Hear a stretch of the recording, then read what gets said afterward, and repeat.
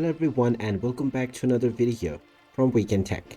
In this video, I'm going to show you how to pan and zoom your images and videos on the KineMaster application. So let's get started right away. First of all, open up the KineMaster application on your device, and once you open it up, you can open up any of your existing projects or create a new one right away. Now, once you are within the edit page, you can import your medias or audio and it will be added to your timeline right away. Now, if you wish to pan and zoom within your video layers, then simply tap on your video and you will now see the pan and zoom option. Go ahead and tap on it and you will first see your start position. You can move and scale the position of your videos by choosing the start and the end position, and based on your choice, the video will pan and zoom according to your location that you have chosen within your video.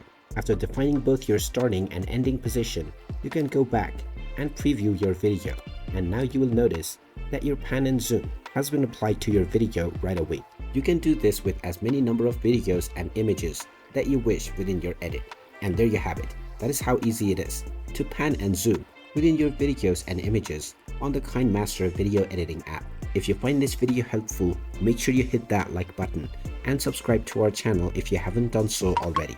Also ring that notification bell to never miss another update from us. Thank you for watching, and I will see you again in the next video.